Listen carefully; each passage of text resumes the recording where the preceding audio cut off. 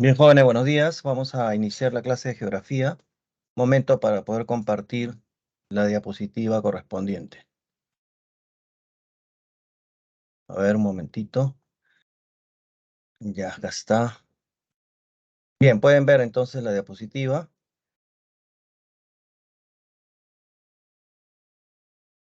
Voy a ampliar para que se pueda ver toda la pantalla. Bien, ya saben ustedes que cualquier inconveniente técnico, como por ejemplo que se corte el audio o que la imagen, la diapositiva no pase una tras otra, o sea, se quede como congelada, me avisan, porque yo a veces puedo estar viendo que sí pasa la diapositiva y ustedes capaz no. Esas cosas siempre hay que comunicarlas para poder corregirlas, ¿no? Así que esa es la idea de comunicarnos para poder salir de estos inconvenientes que a veces se presentan, que son más inconvenientes técnicos o, bueno, digamos, tecnológicos en este caso.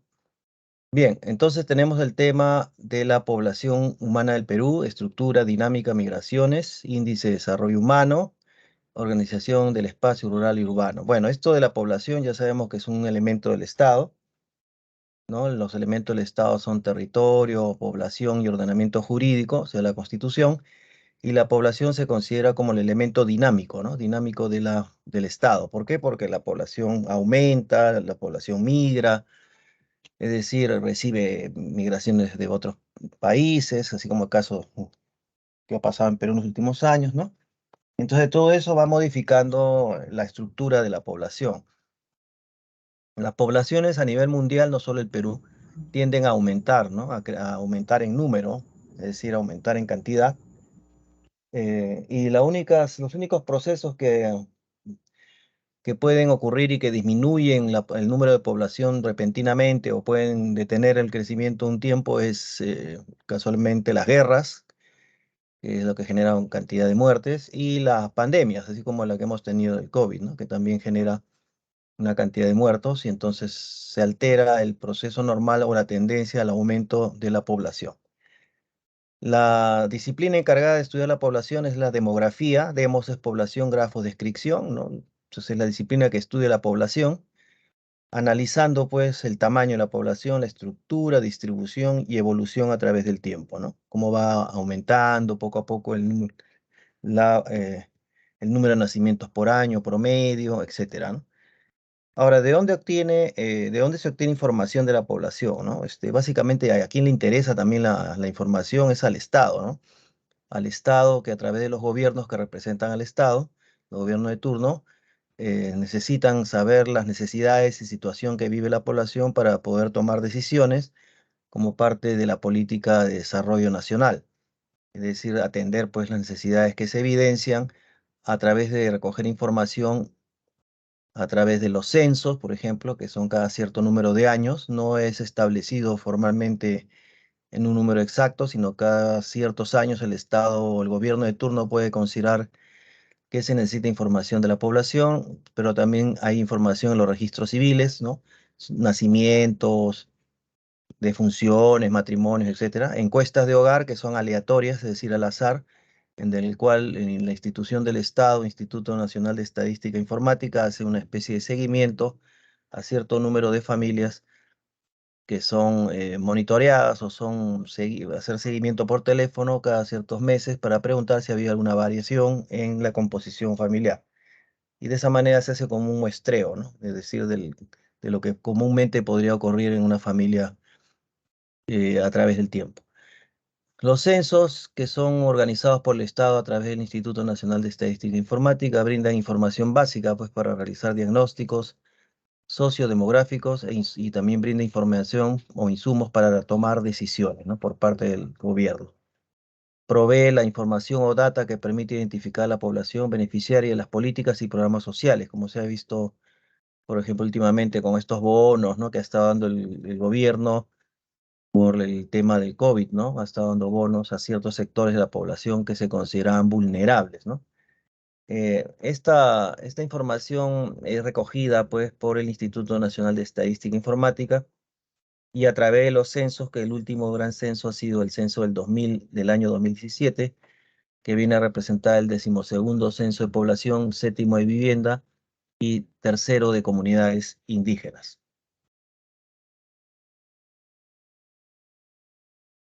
Sabemos que históricamente esta metodología, pues, de empadronar población ha sido, corresponde a los censos, como hemos mencionado, es decir, cuando se programa una fecha especial con anticipación para que todo el mundo, toda la gente esté en su casa, para que vayan los empadronadores, ¿no? A los lugares de los hogares que están debidamente ya registrados para realizar la toma de datos, ¿no? En la residencia habitual.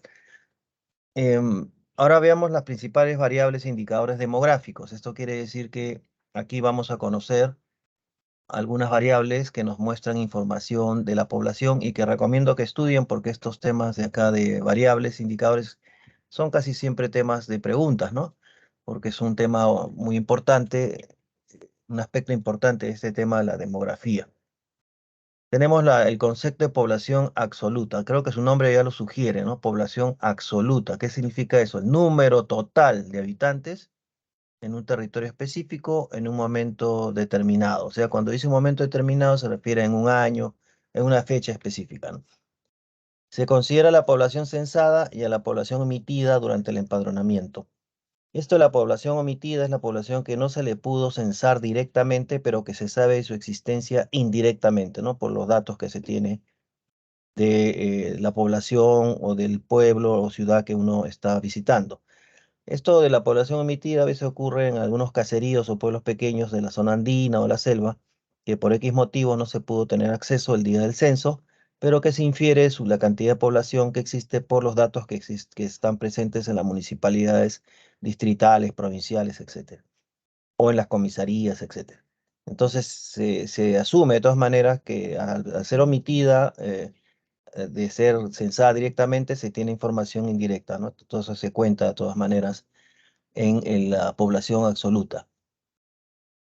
Tenemos que al 2022 se estima, ¿no? Se calcula que el Perú ya tiene 33 millones y medio de habitantes, ¿no? 33 millones y medio de habitantes, imaginen, ¿no? Entonces, eh, y estos constituidos en 9 millones, ¿no? Casi aproximadamente de hogares. Em, Ahí vemos en el cuadro, por ejemplo, en la población censada, cómo ha ido incrementándose a través del tiempo. La tendencia esta de aumentar la población se ve nítidamente en el censo de 1940 en el siglo XX. Ustedes ven en 1940 la población absoluta era 7 millones, ¿no? Un poquito más de 7 millones. 7.023.000, ¿no? Habitantes. 7 millones. Imagínense que Lima actualmente tiene 10 millones de habitantes, ¿no? O sea que Lima de este año, por decirlo, o de este siglo tiene más población pues que todo el Perú en 1940. En 1961 aumentó de 7 millones la población a 10.420.000, y un poco más. Y vean ustedes, de ahí sigue aumentando, 14 millones, 17 millones. En el 93, que fue otro censo, 22 millones. En el 2007 subió a 28 millones. Y en el 2017 se calcula que somos, ya al censo arrojó 31 millones, ¿no? 237.000.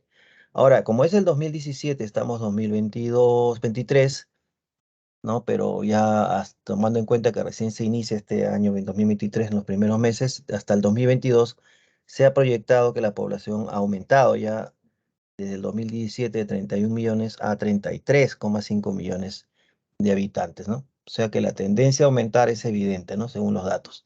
¿Qué es lo característico, ¿no? A nivel de demografía mundial, ¿no? Otro indicador, otra variable indicador demográfico es la densidad poblacional o población relativa. La densidad poblacional o población relativa se entiende como el número promedio de habitantes de un país que se encuentra en una determinada extensión territorial y nos permite evaluar la concentración de la población, ¿no? Pero esta densidad poblacional no es en realidad un número que se cumpla en los hechos, sino eh, es un indicador, ¿no? De la concentración de la población en el territorio, según el área territorial. Por eso que se obtiene, como ven ustedes ahí, la fórmula del número total de habitantes sobre el área superficial del territorio.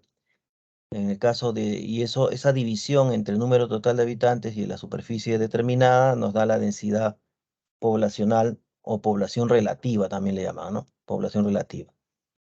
Eso se puede tomar, un momentito, eso se puede aplicar, mejor dicho, la densidad poblacional en el caso de todo el Perú, o también el caso de densidad poblacional de la región Arequipa, o densidad poblacional del distrito La Victoria, y así, ¿no? Siempre y cuando se cumpla esta relación de número de habitantes sobre el área superficial determinada.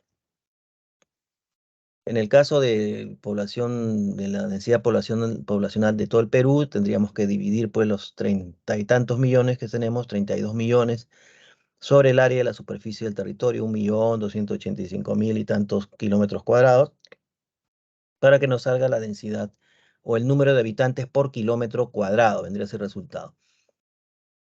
Pero vuelvo a repetir que este número de habitantes por kilómetro cuadrado no significa que en los hechos está esa cantidad, sino significa la relación población-área territorial. Por eso que vemos que en el 1940 era dividiendo toda la población sobre el territorio peruano, salía 5,5 habitantes por kilómetro cuadrado. Ha ido aumentando conforme aumentó la población. En el censo 2007 eran 22 habitantes por kilómetro cuadrado y en el 2017 24,3 habitantes por kilómetro cuadrado, ¿ah? Esa es la idea, lo cual también nos deja claro de que existe bastante territorio, o el Perú tiene bastante área territorial y no se encuentra, digamos, en una situación de que la población se encuentre hacinada o amontonada, digamos, ¿no? Porque tenemos alto territorio libre, por decirlo, ¿no? Em, entonces, vean, han visto ustedes en este esquema de cómo ha ido aumentando la densidad poblacional, el número de habitantes por kilómetro cuadrado, conforme también aumenta la población, pues, ¿no? El territorio no ha aumentado, más bien, ¿no? Tenemos la misma área territorial, o capaz un poco menos todavía, con relación al número de habitantes, ¿no? Eso ya del área es por las cuestiones limítrofes, etcétera, ¿no? La historia de los límites, ¿no? Otra variable importante indicador demográfico es la tasa global de fecundidad, ¿no? Este se aplica a las mujeres, ¿no? Pues la tasa global de fecundidad. Se aplica por el hecho de que la reproducción humana viene pues con el hecho de la concepción y el dar a luz a un hijo, ¿no? Entonces, esto de la fecundidad se expresa numéricamente con el nacimiento de más peruanos. Entonces, eso corresponde a la característica que la mujer es la que genera esta reproducción humana, digamos, en el sentido de que la fecundación conduce pues, al desarrollo del embrión, del feto, hasta que dé a luz, pues, ¿no? Entonces, esa característica la tienen las mujeres. Pero aquí nos dice que la tasa global de fecundidad es el número promedio de hijos, promedio, número promedio. No está diciendo que todas las mujeres tienen la misma cantidad de hijos, ¿no? Sino que es el número promedio de hijos que tendría una mujer al final de su periodo reproductivo, en el que se considera de 15 a 49 años. Esto del periodo reproductivo ya es variable, pero se tiene el promedio se considera de los 15 años hasta los 49, que es la edad en la cual, o el rango de edad en el cual la mujer puede tener un hijo, ¿no? Es decir, tiene activo su carácter reproductivo. Según el Instituto Nacional de Estadística, la tasa global de fecundidad ha descendido, ¿no? Esto es interesante, ¿no? Ha descendido, es decir, que la mujer peruana ahora no tiene la misma cantidad de hijos que tenían las peruanas hace 10, 20 años, sino que hay una tendencia a no tener tantos hijos. Eso es lo que nos está diciendo. Entonces, la tasa de fecundidad, la tasa global de fecundidad ha descendido de hasta en 2,9 hijos en el año 2000, que vendría a ser más o menos un promedio de 3 hijos por mujer, ¿no? Un promedio, estamos diciendo, no estamos diciendo que todos tienen, pues, ¿no? Sino es un promedio en el año 2000 y ha descendido en el 2020 a 1,9, es decir, uno o dos hijos por mujer. Eso demuestra que las mujeres actualmente pues no tienen tanta expectativa de ser madre de un número alto de hijos, sino más bien demuestra de que hay una mayor información sobre la planificación familiar, hay mayor incursión de las mujeres en el mundo laboral y por lo tanto la necesidad de planificar el número de hijos, ¿no? Entonces, también mujeres que estudian y todas esas cosas hacen de que ya no se tenga esa percepción de tener muchos hijos como lo sí tuvieron las mujeres peruanas hace 40, 50 años, ¿no? Como decir, preguntarle a su abuelita, ¿no? Y se van a dar cuenta de que una mujer de hace 50, 60 años, pues tenía normalmente más número de hijos que las mujeres actuales, ¿no? Porque las expectativas laborales y educativas han cambiado mucho, ¿no? A favor de la mujer. Entonces vemos en el esquema de la derecha que la tasa global de fecundidad ha bajado, pues ha ido bajando, ¿no? La tendencia a tener un número menor de hijos se nota clarísimo, ¿no? En 1940 había la tendencia a tener 6 hijos promedio, ¿no? Como ven allí en el cuadro, ¿no? Y eso bajó, empezó a bajar con fuerza ya en el año 81 al 90, que de 5 a 4, menos de 4, y en el 2000 ya 20, ya se nota mucho menos que el número de casi 2 hijos, casi por mujer. Y seguro la tendencia va a seguir bajando, ¿no? Con los años seguramente va a ser un hijo promedio por mujer, como se ve la tendencia a disminuir, ¿no? Eso también es interesante porque demuestra que los tiempos cambian y las condiciones y las decisiones de planificación familiar y los métodos anticonceptivos, todo eso va siendo más utilizados, ¿no? Otra variable indicador demográfico es la tasa bruta de natalidad. Tasa bruta de natalidad, hay que entender claramente, se refiere al número de nacimientos por cada 1000 habitantes en un territorio específico durante un año específico. Quiere decir que también este concepto, esta variable de indicador de tasa bruta de natalidad, se puede aplicar igualmente que la tasa global o la anterior que mencioné, a todo el Perú, o si no, también a una región o un distrito, una provincia, etcétera. Siempre que se especifique, ¿no? Pero siempre va a ser el número de nacimientos por cada 1000 habitantes, ¿no? Lo que varía será, pues, el área territorial, y el año, ¿no? Entonces, por ejemplo, se empieza diciendo la tasa bruta de natalidad de todo el Perú, ¿no? Entonces tenemos los datos también que indican que hay una disminución, pues también, ¿no? De la natalidad desde 1940 al 2020, por ejemplo, se ve también que va disminuyendo. Eso va acorde diré con la fecundidad también que ha disminuido, ¿no? Por ejemplo, en el CES, la tendencia, la tasa bruta de natalidad o número de nacimientos por cada 1000 habitantes tiende a disminuir, ¿no? Como ven en el cuadro abajo, debajo de la foto, se ve que en el censo de 1972 nacían 42,1 por cada 1000 habitantes, ¿no? 42 nacimientos por cada 1000 habitantes. En el censo 2007, fíjense, bajó a la mitad, ¿no? 20,09 por cada 1000 habitantes. Y en el 2021 sigue bajando, 18,1 por cada 1000 habitantes. Entonces es clarísima la tendencia a disminuir a la tasa bruta de natalidad o el número de nacimientos por cada 1000 habitantes. Otra variable indicador es la tasa bruta de mortalidad. Así como hemos visto el número de nacimientos por cada 1000 habitantes, también se puede ver el número de funciones o de muertes por cada 1000 habitantes en un territorio igualmente y durante un año específico, ¿no? Entonces vemos ahí clarísimo de que, bueno, la estimación para el 2019 fue de 5,8 por cada 1000 habitantes en el Perú. La tasa de mortalidad también ha ido descendiendo, también hay muchas causas de muerte, pues, ¿no? Enfermedades, la pandemia misma, ¿no? La inseguridad ciudadana, un montón de factores, ¿no? Pero lo cierto es que se nota que esta tasa de mortalidad, sobre todo con relación a la morbilidad, o sea, la enfermedad, ha disminuido también, ¿no? Por ejemplo, dice, ha disminuido, eh, por ejemplo, en el 2019 era 5,8 por cada 1000 habitantes, o sea, 5 a 6 muertos por cada 1000 habitantes. Esta mortalidad ha descendido de 12,9 por cada 1000 habitantes en el periodo intercensal 1961-72. De 1961 a 72 era 12,9, ha disminuido a 6,1, ¿no? Por 1000 habitantes en el periodo 93-2007. O sea, la mitad también, ¿no? Más de la mitad. Como ven en el cuadro, también la mortalidad ha descendido. Ahí tienen que ver muchos factores, ¿no? Bueno, en el caso del Perú, pues no hay buenos servicios, pero de todas maneras, la medicina, los medicamentos, ¿no? La vacuna misma, por ejemplo, del COVID, ha sido un récord, ¿no? De fabricar una vacuna en menos de 2 años, ¿no? Un año, 2 años. Bueno, en el Perú no, pero a nivel mundial se ha fabricado esta vacuna que no es total, pero que ha ayudado a que la gente resista mejor la enfermedad del COVID y no fallezca, ¿no? Tan rápidamente como era al comienzo, que empezó la pandemia. Pero eso de fabricar pues una vacuna en 1 o 2 años es un récord, ¿no? Porque cuando uno ve la historia de la medicina,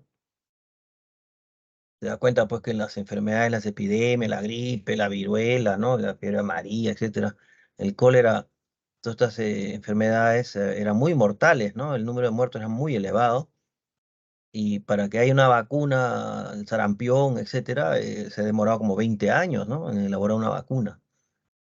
Y mientras tanto, estas enfermedades cobraban víctimas. Pero ahora ha sido récord, ¿no? En 1 o 2 años máximo se ha logrado, lo cual demuestra el avance en la tecnología médica, ¿no? En las investigaciones.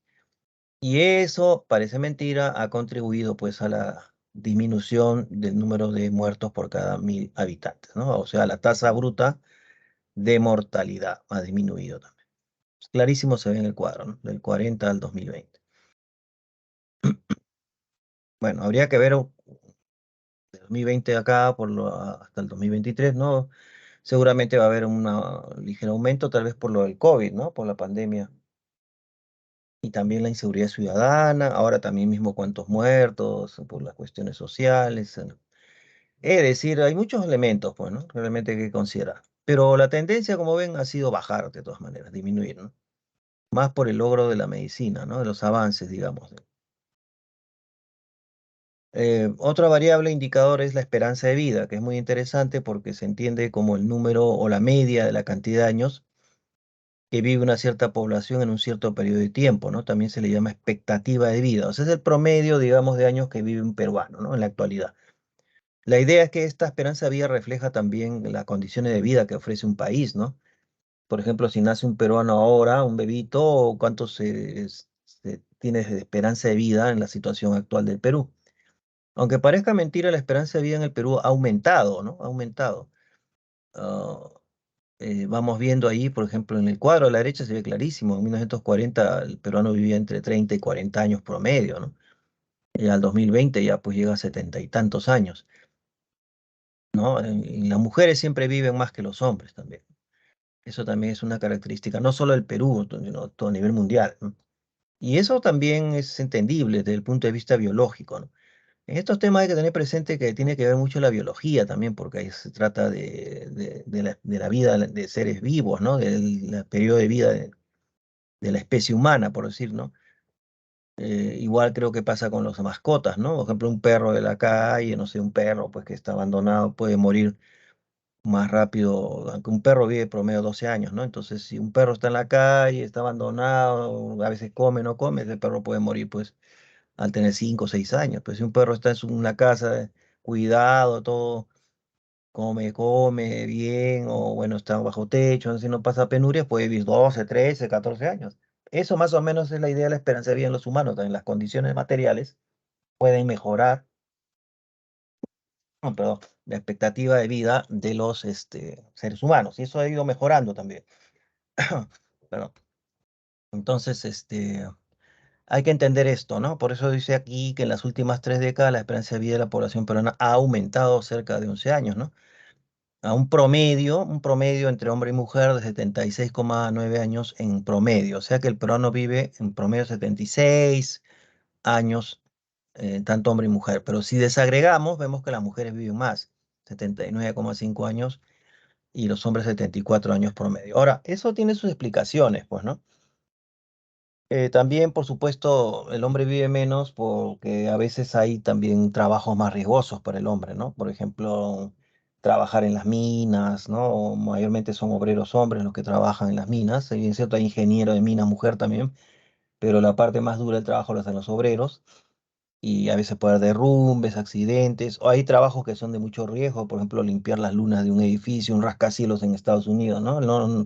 Es difícil ver una mujer haciendo esas tareas, pero también es el que al ser más riesgoso puede haber accidentes pues, laborales y muertes, ¿no?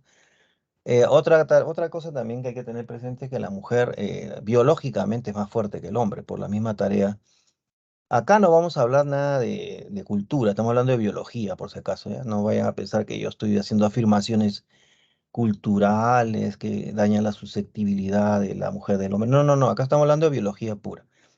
A nivel de biología, uno observa que las hembras de todas las especies siempre son las más fuertes, según las interpretaciones de los biólogos, ¿no? En este caso es entendible que la reproducción y la especie pretende mantenerse, ¿no? Continuar.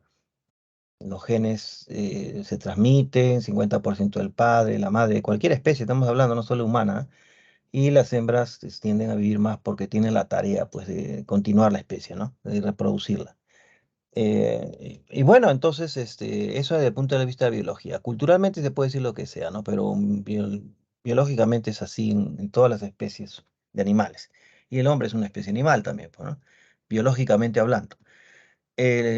Ahora esto, los hombres, miren, 74 años, me he explicado por qué, por los riesgos laborales, etcétera, etcétera.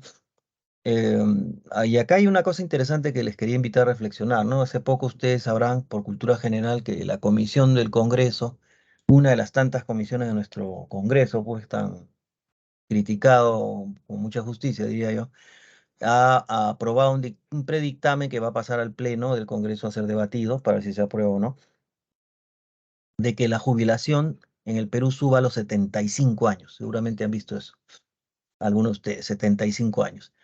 Alguien dirá, bueno, ¿y a mí qué me importa? Dirá, bueno, no, ¿qué problema hay? No, bueno, sí, pues, sí tiene su connotación eso, porque si estamos viendo ahorita que el promedio de vida del hombre peruano es 76 años, o de la mujer y hombre, un promedio de 76 años, entonces si aumentan la edad de jubilación a 75, es decir, que recién te podrás jubilar a los 75, y se te va a empezar a pagar una pensión, ¿no? De jubilación. Bueno, si el promedio de vida del hombre peruano es 76, ¿cuánto tiempo le van a pagar la pensión? Un año nada más, promedio.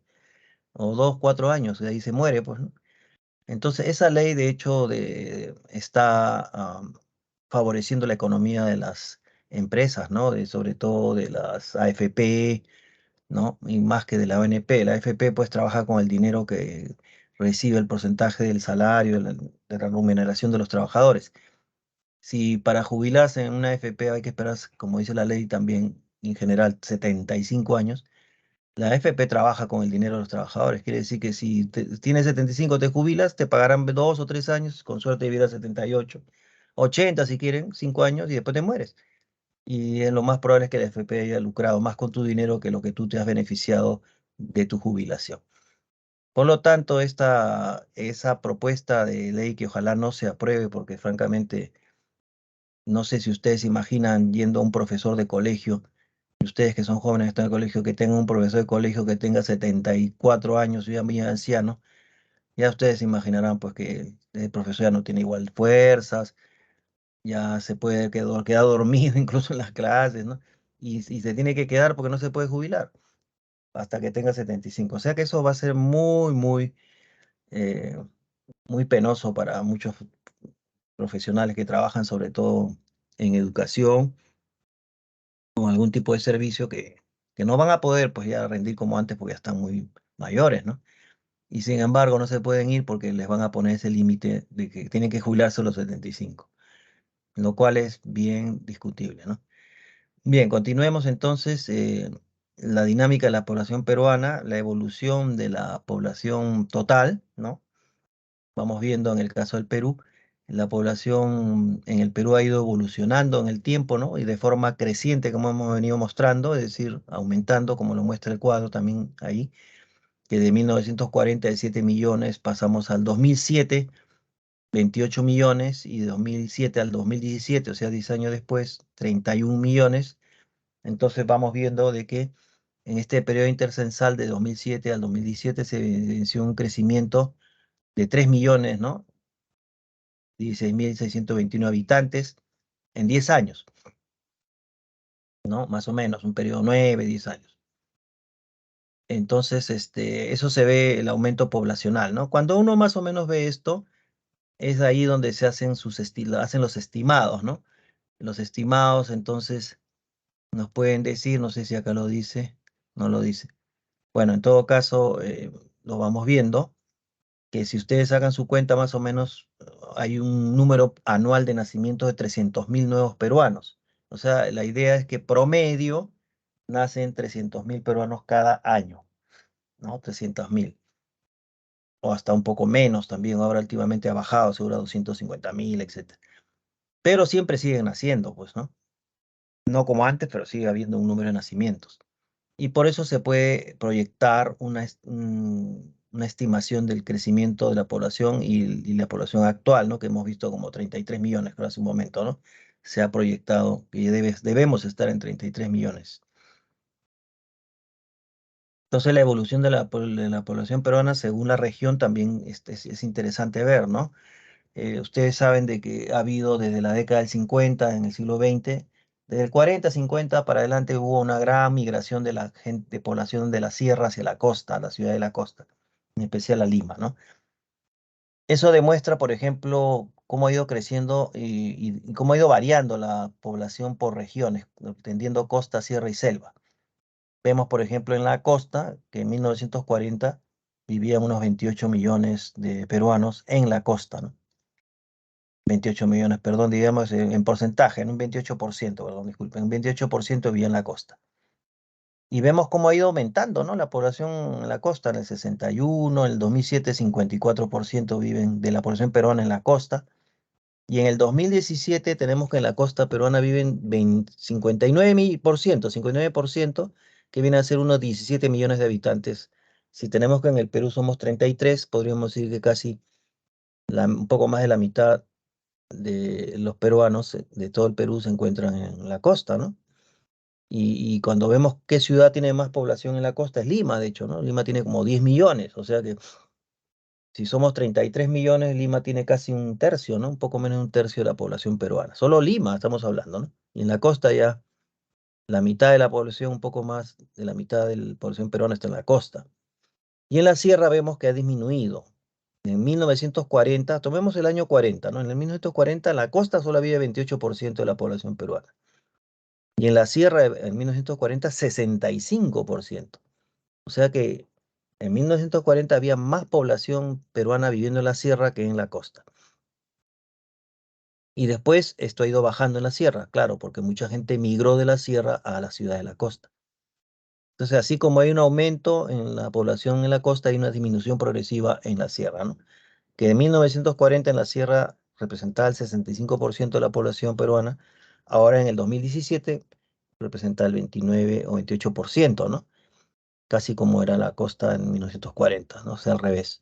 Y en la selva hay un crecimiento, más bien, ¿no? Parece curioso, en 1940 en la selva había 6,7% de la población peruana y en el 2017 ha aumentado a 19,9%, casi 20%. 13, perdón, a 13,9%, ¿no? Pero ahí se ve la tendencia, hay menor población en la selva, pero también una tendencia a aumentar. Eso también se ve incluso en la esperanza de vida, vamos a ver eso también, ¿no? Por eso nos dice aquí clarito que los últimos resultados comparativos del censo 2017 muestran cambios en la distribución, mientras que en la población de la costa y la selva vemos que se ha incrementado la población. Claro, en la costa es mucho más importante el incremento, pero igual en la selva se ha incrementado. O sea, se ha incrementado la participación relativa en el total de la población. La sierra ha disminuido, tanto en términos relativos como absolutos, claro.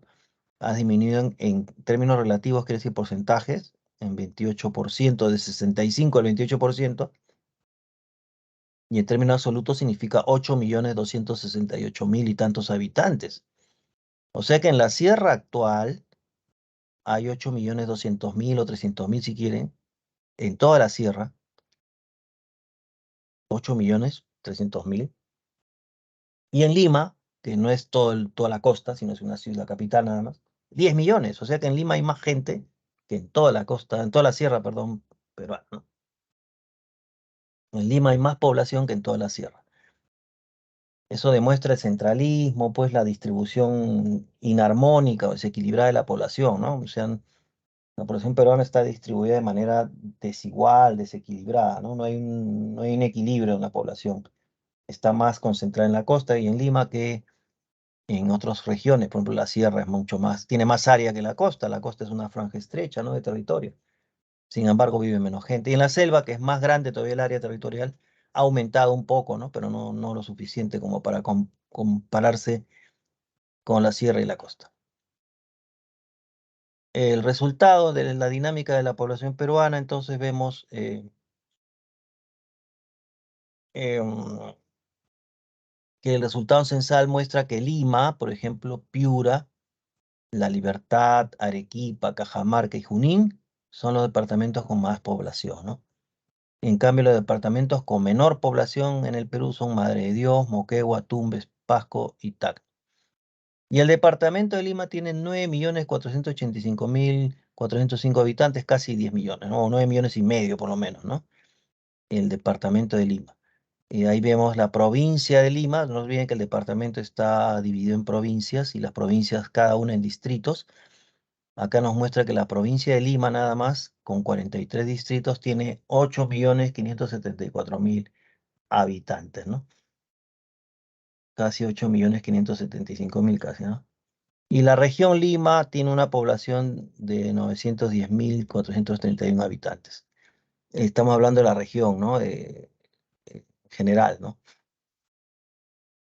Entonces, vemos pues que la provincia y la de Lima, pues, y la ciudad, ¿no? En general la provincia, la ciudad de la región Callao, todo eso, en realidad concentra la mayor población del Perú, ¿no? De la costa, perdón, y, y un porcentaje alto, pues, ¿no? Casi un tercio de la población total, ¿no?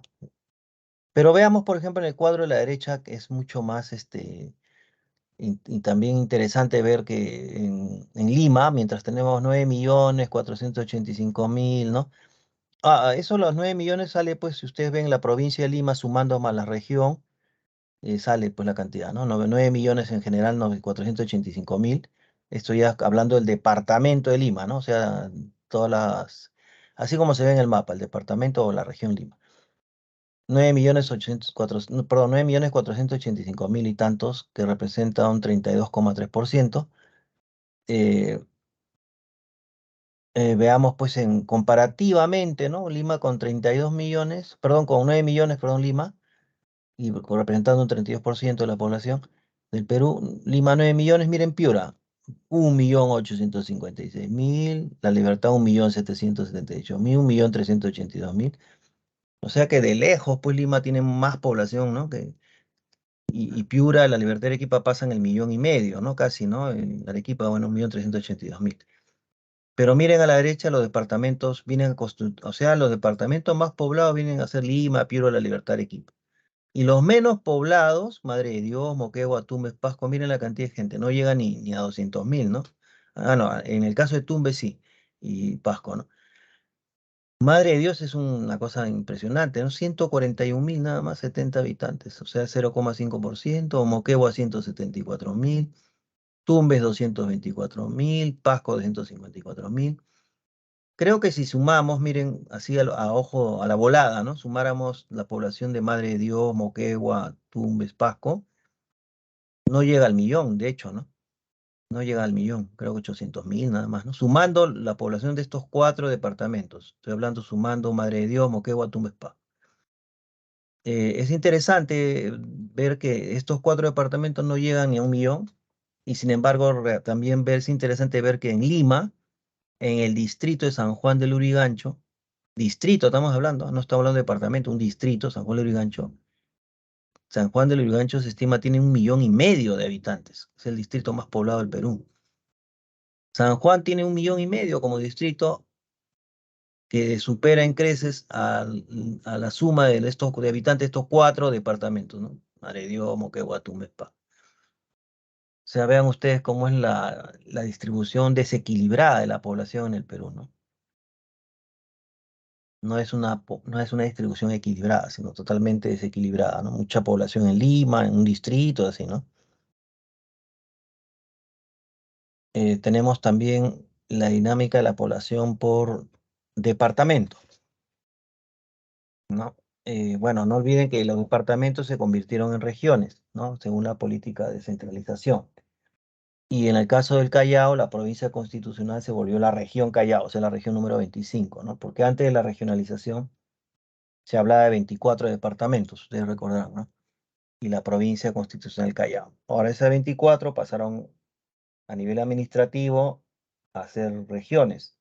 y la provincia del Callao pasó a ser la región 25. O sea, cada región tiene su gobernador regional, ¿no? Que se elige democráticamente en votación. Bueno, la densidad poblacional, y recordemos que es el concepto de número de habitantes por kilómetro cuadrado, ¿no? Eso lo vimos hace un momento, que también se llama población relativa, que es lo mismo, ¿no? Densidad poblacional y población relativa es lo mismo, número de habitantes por kilómetro cuadrado. Bueno, ahí vemos la densidad en el caso de Callao, Lima, Lambayeque, La Libertad. Se nota que va aumentando porque aumenta la población desde el año 93 hasta el 2017, ¿no? Lo que quiero que vean ustedes es por qué el Callao se ve muchísimo más, ¿no? Muchísimo más poblado por kilómetro cuadrado. ¿Por qué puede ser? Simplemente porque el área superficial o el área territorial de Callao es mucho menor. Y al dividir la población en un área mucho más pequeña sale una densidad muy alta. Por ejemplo, en el Callao vemos en 2017 que la densidad poblacional es 6.815 habitantes por kilómetro cuadrado. Sale bien alto, claro, porque el área del Callao es más pequeña. A la hora de dividir población entre el área sale ese número. En cambio, Lima, que tiene un área más grande, son 272 habitantes por kilómetro cuadrado. Claro, porque el área territorial de Lima es más grande. Lambayeque también es un departamento, 82 por kilómetro cuadrado, 82 personas. La Libertad, 69,7 personas por kilómetro cuadrado. Y en general tenemos pues de que en el Perú la densidad poblacional ya hemos visto ha aumentado en 2017 24,3 habitantes por kilómetro cuadrado, ¿no? En general, ¿no? En todo el Perú. Pero el Callao, vuelvo a repetir, se ve alto el número de habitantes, por lo que el área del Callao es más pequeñita, ¿no? A la hora de dividir sale un número mayor de habitantes por kilómetro cuadrado. De acuerdo a los resultados del último censo 2017, la provincia constitucional del Callao, con 6.815 habitantes por kilómetro cuadrado, y la provincia de Lima, con 3,278.009 habitantes por kilómetro cuadrado, eso es en el caso de la provincia de Lima, ¿no? Destacaron por presentar la densidad más alta, ¿no?, del país. Son los lugares con mayor densidad. Por el contrario, el departamento de Madre de Dios, que tiene menos población y un territorio amplio, tiene un habitante, 1,7 habitantes por kilómetro cuadrado. Loreto, 2,4 habitantes por kilómetro cuadrado. Ucayali, 4,9 habitantes por kilómetro cuadrado. En conjunto representan la menor densidad poblacional, ¿no?, de los departamentos en el Perú. Ahora veamos la dinámica de la población peruana, ¿no? Es decir, em, aquí vamos a ver la población por área de residencia, es decir, dónde es la preferencia de los peruanos por vivir, ¿no? Si en la zona urbana o en la zona rural. Eso también ha ido cambiando con los años, ¿no? La preferencia, ¿no?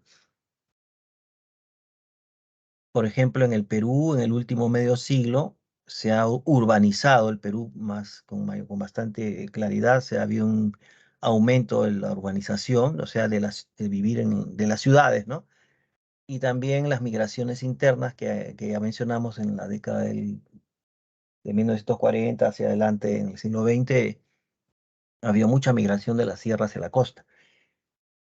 Entonces, toda esa gente se iba a vivir en las ciudades, ¿no? En la actualidad, tres cuartas partes de la población peruana vive en las ciudades, o sea, un 70 y tantos % de la población peruana vive en la ciudad y no en la zona rural. Ha ido invirtiéndose el asunto, ¿no? ¿Y por qué prefieren las ciudades o las zonas urbanas? Porque ahí se desarrolla más industria, más comercio y más servicios y prefieren tener acceso a eso, ¿no? La población proviene principalmente de las zonas rurales de la región andina, que eligieron preferentemente vivir en las ciudades costeras. E incluso han considerado vivir en las ciudades del llano amazónico, o sea, de Loreto, ¿no?, en la selva baja. Por eso ustedes pueden ver cómo, en ese cuadro pueden ver cómo la población urbana, que es de color verde ahí, y la población rural de color rojo ha ido bajando, pues, la población rural, ¿no?, de color rojo. Desde 1940, donde más del 60%, 65% de la población peruana vivía en la zona andina, zona rural. Y ahora miren, el 2025 se proyecta, ¿no?, que ya pues a un 20%, hasta un poco menos creo, van a vivir en la zona rural, ¿no? Y la color verde ha aumentado el porcentaje porque al final representa las zonas urbanas. Eso quiere decir que existe una clara preferencia de la población peruana por vivir más en la ciudad que en el campo. O sea que ha variado esa preferencia, ¿no? Ha variado de la zona urbana, ha variado a preferir vivir mayormente en la zona urbana, la zona de las ciudades, como se ve claramente, ¿no? También tenemos la población por grupos de edad, ¿no? Los grandes grupos de edad. El resultado revela, pues, de que en el periodo 93 al 2017, la proporción de la población menor de 15 años ha disminuido, ¿no? Porque han ido creciendo, ¿no? De 37% a 26%, mientras que el porcentaje de adultos mayores de 60 y más años de edad se incrementó de 7,7% a 11,9%. ¿Qué quiere decir esto? Por ejemplo, veamos el cuadro, los grupos de edad están divididos en grupos de 0 a 14 años, de 15 a 59 años y de 60 años a más, ¿no? Entonces vemos allí que en 1993, por ejemplo, ¿no? En el caso de la estructura porcentual que se ve abajo también, de 0 a 14, 15 a 59, etcétera, se ve que en el 93 la población de 0 a 14 años era 37%, era bastante elevada. En cambio, ya en el 2017, esta población del rango de 0 a 14 años ha bajado a 26,4%, ¿no? Y en el 2021 se tiende a más, a 24,5%. En cambio, la población de 15 a 59 años, que es la población donde estamos todos nosotros, ¿no? Bueno, más ustedes, de hecho. Esta población es la población que se le llama la población económicamente activa, ¿no? La que tarde o temprano, en ese rango de 15 a 59, la gente ingresó a trabajar, ¿no? Entonces, eso también se ha incrementado, ¿no? En el 93, de 56% al 2021, ha aumentado a 62,5%. Y la población de 60 a más años, quiere decir los adultos mayores, también se ha incrementado de 7% en el 93 al 13% en 2021.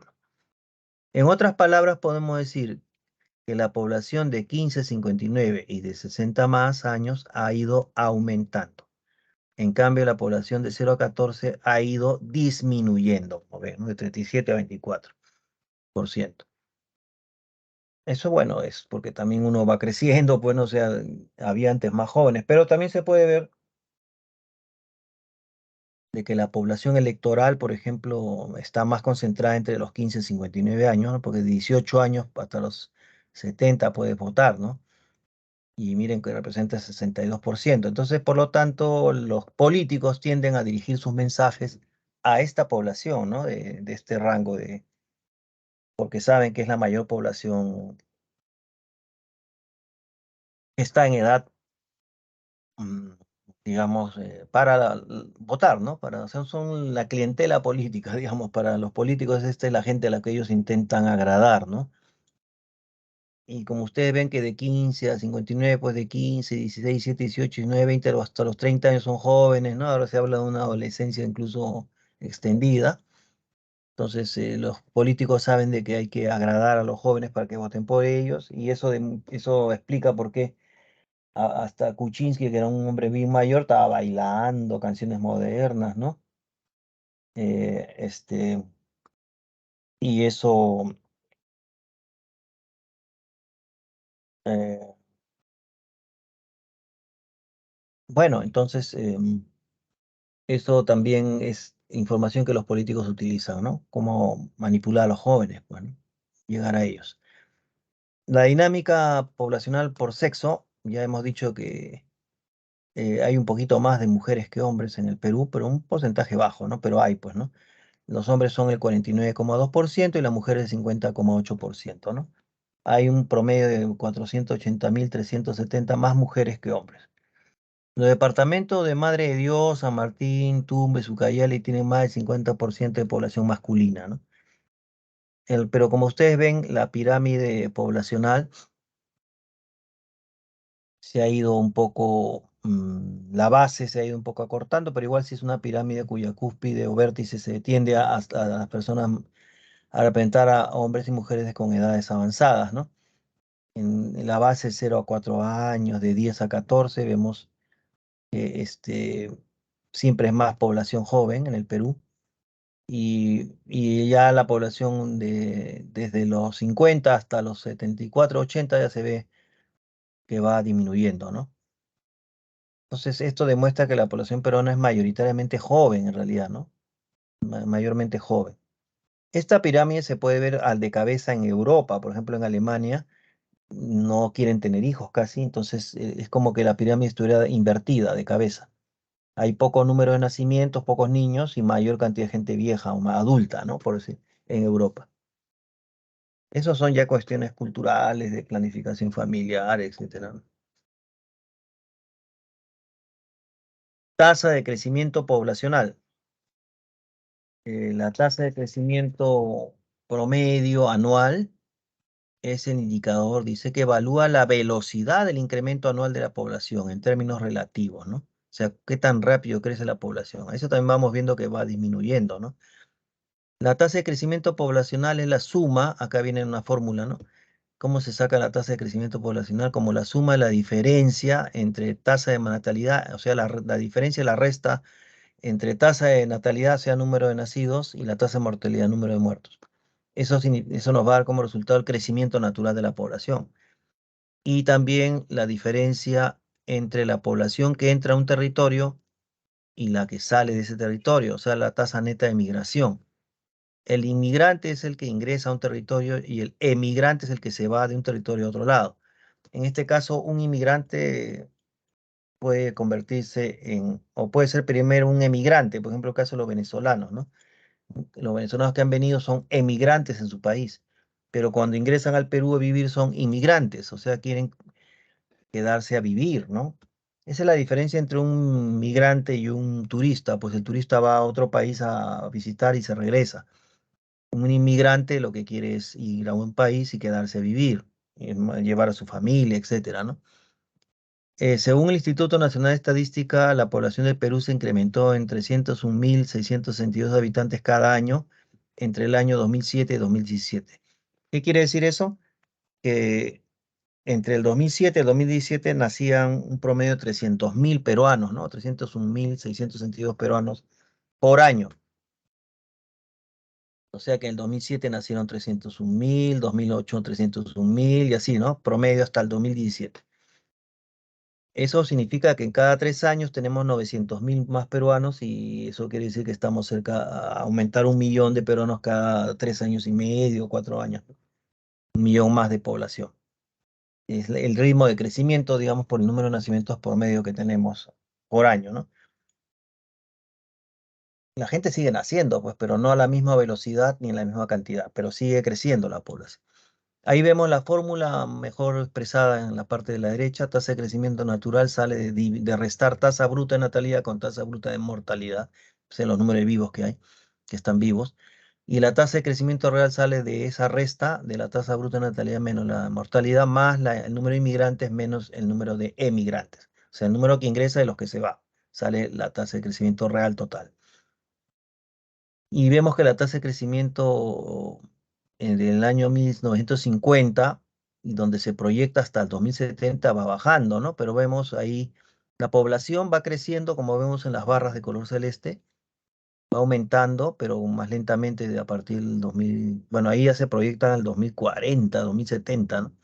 Estamos en 2020, por decir, sí va a seguir aumentando y después se va a tender a nivelar. Pero la tasa de crecimiento que está en esas líneas, en esa línea azul, se nota que va bajando. Primero estuvo elevado en la década del 65, más o menos 60, 2,9, y después se ha ido bajando y otra vez hubo un repunte en el año 2020 y después una caída, ¿no? Que se espera, se proyecte como descenso de la tasa de crecimiento al 2070, ¿no? O sea, la tendencia es a descender actualmente. Y con respecto a las migraciones, que es un tema que ya nosotros vivimos, pues, ¿no? Directamente. No solo el ser humano es un animal que siempre ha migrado, ¿no? Recordemos que hay la teoría del poblamiento de América, donde se plantea pues de que la población americana no es de origen americano netamente porque no había seres humanos en América, y más bien llegaron por el estrecho de Bering, ¿no? Como ustedes han visto en historia, ¿no? La gente de Asia mayormente, y bueno, y ya se constituyeron en poblaciones americanas, ¿no? Porque fueron naciendo aquí, mucha gente de ellos, y se fueron quedando y formando culturas americanas, ¿no? Pero población, este, en América no somos originarios, pues la mayoría hemos venido de migrantes, ¿no? Eso fuera un poco a veces polémico actualmente, porque mucho se habla de poblaciones, de pueblos originarios, dicen, ¿no? En el caso de muchos pueblos de Perú, la sierra, la selva. Pero si somos estrictos en hablar, ningún pueblo es originario de América, pues todos han migrado, ¿no? Son descendientes de migrantes, somos, ¿no? Lo que sí tenemos son culturas originarias, o sea que estos pueblos migraron, quedaron aquí y fueron desarrollando formas culturales, civilizaciones originarias, ¿no? Autónomas sobre todo. Bueno, la migración constituye, ahora vamos al tema más actual, ¿no? Que migrar es ir de un lugar a otro, de donde tú naciste, hacia un otro lugar con el propósito de quedarte, ¿no? En ese otro nuevo lugar. Entonces constituyen el desplazamiento de la población de un territorio a otro con ánimo de residencia, dice, o sea, de quedarse, pues. Siempre que para ubicarse en el nuevo lugar de residencia, se traspase la frontera del territorio político administrativo donde tú naciste, ¿no? O sea, la migración no es solo de un país a otro. Hay migrantes, por ejemplo, cuando hablamos de la migración de la sierra a la costa, ellos también dejaron la sierra, pues, para quedarse a vivir acá en la costa. También son migrantes, pues. O sea, hay migración interna dentro de un país, moverse de la sierra a la costa, o de la sierra a la selva, etcétera, y otra migración de un país a otro, ¿no?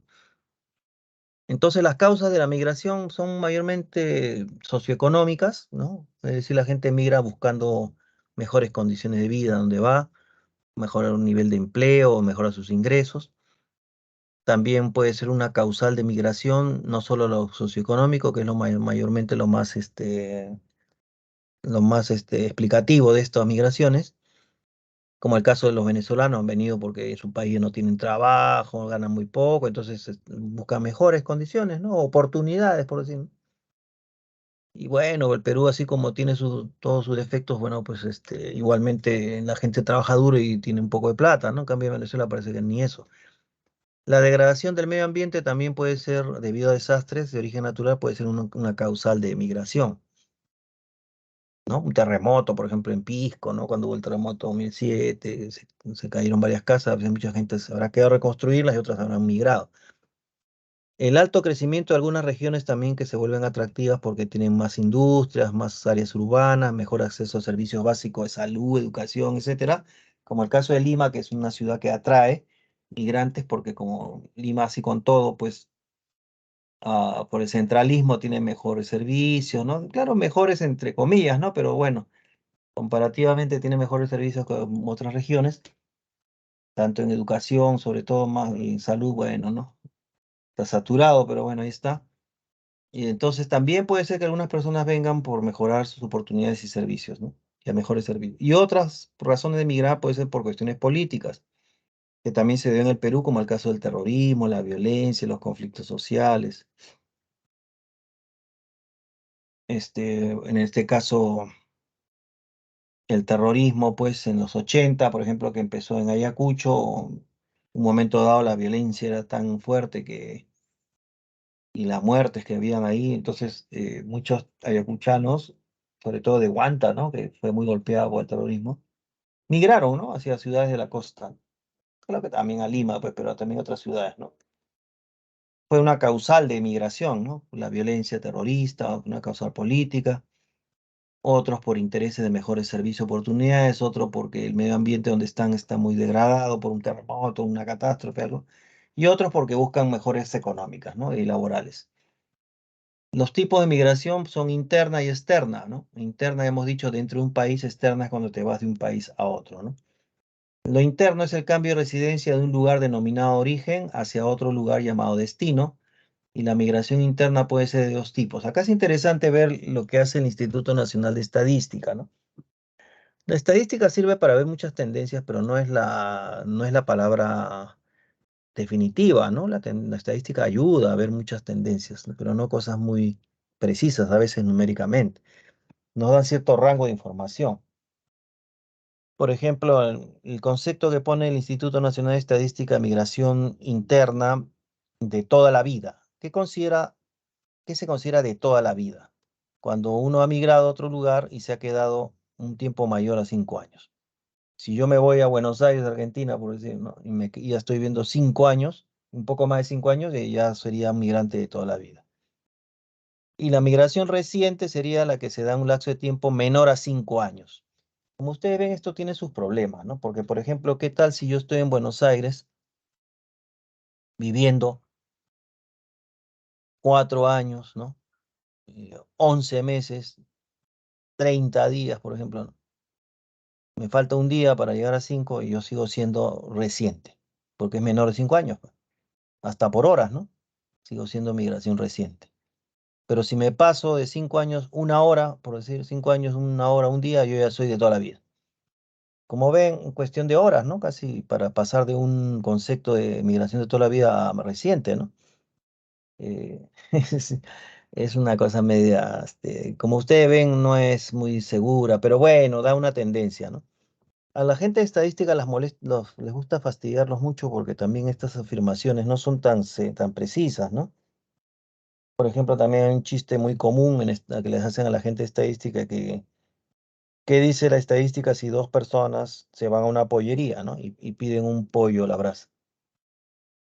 ¿Qué diría la estadística? Que si van dos personas y piden un pollo, cada uno de ellos se va a comer la mitad del pollo, lo cual puede ser, ¿no? Pero también puede ser que no, pues. Puede ser que la persona que una ya almorzó y la otra lo acompaña nomás y el otro pide un pollo y se come la mitad y el otro se lo lleva. Entonces, quien se come al final todo el pollo va a ser una sola persona, pero eso es en la vida real, pues, ¿no? Pero en la estadística pareciera de que solo queda esa opción, ¿no? De pensar que tiene que ser mitad-mitad, ¿no? Y eso no es rigurosamente cierto. Igual con esto de la migración de toda la vida y reciente tiene esos detalles, ¿no? Pero ayuda más o menos a clasificar los grupos migrantes, ¿no? Y la migración externa es la migración internacional, que es un fenómeno que en el mundo sigue siendo cada vez más intensa, pues, como vemos, ¿no? Por cuestiones, por ejemplo, la gente de Ucrania, ¿no? También por estar en guerra con Rusia, muchos ucranianos están migrando, ¿no? De Ucrania hacia los otros países vecinos. Y así eso ya sería por condiciones ya de políticas, ¿no? De guerra, causales, ¿no? La migración externa, la migración de los peruanos según lugares de residencia. O sea, ¿a dónde prefieren ir los peruanos, ¿no? ¿A dónde prefieren ir, ¿no? Realmente, cuando se habla de migrantes peruanos, hacia dónde más ellos anhelan ir, ¿no? Ahí se ve claramente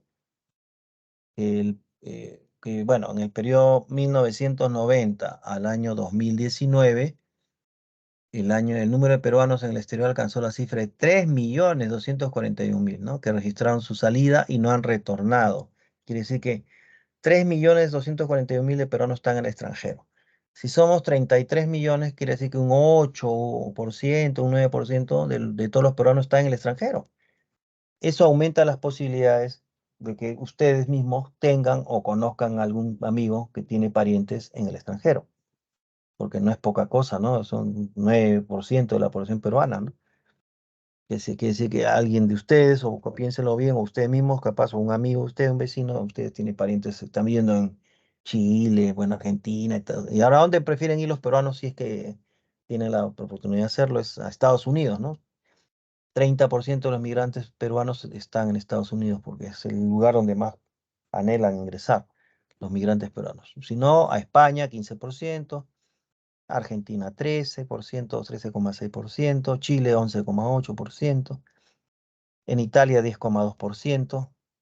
Hubo un tiempo en los 90 que en Italia recibían pues a enfermeras peruanas o técnicas de enfermería, ¿no? Porque había una demanda de técnicos de enfermería para cuidar a ancianos, ¿no? A jubilados.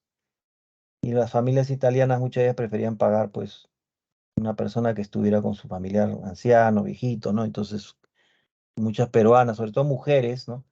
Se fueron, pues, a Italia, ¿no? Con esa actividad laboral, ¿no? En Japón, 3,7% también hay peruanos, muchos que se fueron, sobre todo en la época de Fujimori, con la esperanza, pues, de Algunos se cambiaban hasta el apellido para irse a Japón, ¿no? Porque Japón tiene la política que un descendiente japonés, eh, de parientes de japoneses, mejor dicho, que tienen alguna evidencia de descender de japonés, pueden tener ingreso a Japón, ¿no? Según las pruebas de lo que llaman Koseki, como decir una especie de árbol genealógico, ¿no? De la familia. A Canadá, 1,9%. Ahora hay que tener presente de que muchos peruanos que van a estos lugares, a Japón, por ejemplo, no van pues a trabajar de lo lindo, ¿no? O sea, cuando van a estos lugares, mayormente van a trabajos de servicios que a veces son muy humillantes, son o trabajos un poco feos, ¿no? Una vez salió un reportaje en la televisión de que muchos migrantes peruanos en Japón trabajaban en trabajos que los japoneses no querían hacer, por ejemplo, maquillar muertos, ¿no? Este, en, en Japón salió en Panorama, hace años, ¿no? Salió un reportaje que muchos peruanos trabajan en Japón maquillando a los muertos, ¿no? Era su trabajo, que era un trabajo feo, pues, pero era un trabajo pues, que por necesidad lo hacían, ¿no? La migración externa, dice, característica de la emigración internacional peruana del año 90 al 2018, según el Instituto Nacional de Estadística, ¿no? O sea, la emigración, ¿cuáles son las características de los peruanos que se van al extranjero, ¿no? Por ejemplo, según la edad, ¿no? Este, tenemos la mayor cantidad de peruanos que se van al extranjero están entre la edad de 15 a 29 años, un 29%, y de 30 a 49 años, 40%, ¿no? Es el mayor porcentaje de edad, de rango de edad que los peruanos se van al extranjero. Según el sexo, se van más mujeres al extranjero que hombres, ¿no? Mujeres son 51,8%, hombres 48,2%. El área donde provienen, mayormente provienen de zonas urbanas, 90% son de las ciudades los que se van al extranjero y la zona rural 9,6%. Según lugar de nacimiento, bueno, como hay mayor concentración de peruanos en Lima, el 51% de migrantes al extranjero son de Lima, 9,5% La Libertad, 5,5% Ancash y así, ¿no? Y estudiantes, 21,6%, eso ya de estudiantes es en la categoría ocupacional, ¿no? ¿Cuáles son los que mayor porcentaje que se van al extranjero en el caso de por ocupación, clasificándolos por ocupación? Estudiantes 21,6%. ¿Por qué estudiantes? Porque muchos se van por becas, ¿no? A veces por becas, etcétera, y se contabiliza que van a migrar porque van a estudiar pues 3 años, 2, 5 años, quién sabe, ¿no? También algunos empleados de oficina que se van al extranjero representan 12,%. Trabajadores de servicio, vendedores de comercio 10,8%, amas de casa 10%, profesionales científicos intelectuales 9,3%. Estos también se van por beca mayormente, por becas de posgrado, maestría, doctorado, es decir que van a regresar. Técnicos y profesionales de nivel medio 5,2%, y agricultores, agropecuarios, pesqueros, artesanos 0,9%. Es de que menos porcentaje se van porque la gente de la agricultura y artesanía tienen cierto nivel de trabajo, pues, ¿no? Y entonces no tienen mucho interés en irse, ¿no? Del país. No olviden que el sector laboral, digamos, el sector productivo donde hay más necesidad de puestos de trabajo es en la agricultura, pues, ¿no? Aunque la gente casi no quiere ya estar en el campo, pero hay trabajo para el que necesita o el que quiere, pues, ¿no? Digamos, trabajar en esas áreas productivas como agricultura o sector agropecuario, hay opciones, pero nadie quiere ir ahí casi, pues todo el mundo quiere estar en la ciudad, ¿no? Ahora, el número de inmigrantes extranjeros que viven en Perú, ahí tenemos, por ejemplo, de hecho, la cantidad de venezolanos que han llegado, pues, ¿no? Eso ha cambiado la estructura de la población peruana importante porque según el Instituto Nacional de Estadística, en total de extranjeros que viven en Perú, eh, tenemos 1.457.000 y un poco más de ciudadanos extranjeros que viven en Perú. O sea, de toda la población peruana, 1,5 millones casi son extranjeros. Ahora, de ese 1,5 millones, los inmigrantes venezolanos representan el 88,2% de la población extranjera. ¿Ven? O sea que de ese 1,5 millones, más de 1 millón casi pues son venezolanos, ¿no? Entre los países de los que provienen, mayormente vemos pues aparte eh, de los venezolanos, tenemos que hay colombianos, 2,4%, por venezolanos son 88%, ¿no? españoles 0,8, mucho menos, Estados Unidos 0,6 y así, ¿no? Entonces ahí vemos que es interesante, ¿no? Porque cuando uno piensa en los migrantes venezolanos, uno piensa, bueno, pues han venido, ¿no? Ya hay buenos venezolanos, trabajan y otros que, bueno, se dedican a la delincuencia.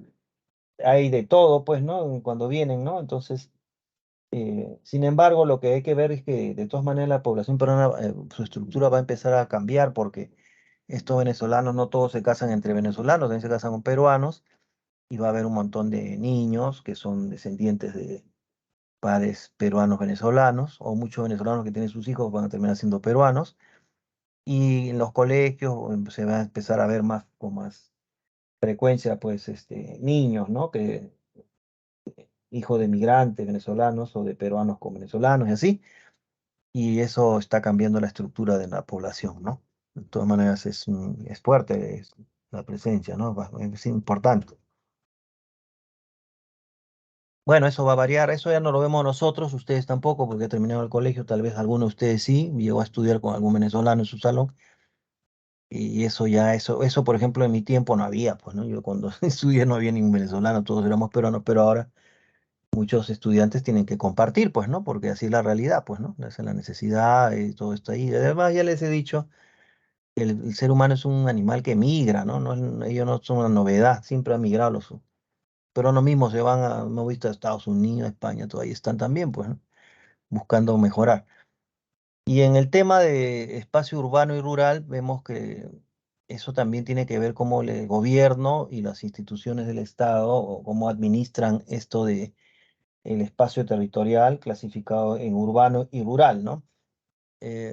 Ahí hay mucho que estudiar, bueno, mucho que el Instituto de Estadística, Nacional de Estadística también ve estos datos, por ejemplo, en las estructuras del espacio urbano rural, que se refleja de una manera casi de una dinámica espontánea, natural de la población a través del proceso histórico, ¿no? Hemos visto que en 1940, por ejemplo, el 60-65% vivían en zonas más rurales, ¿no? Ahora la mayoría de peruanos prefieren las ciudades, ¿no? Y eso a nivel de América, no solo en el Perú, ¿no? A nivel de América también se ve que la preferencia de los pobladores americanos es eh,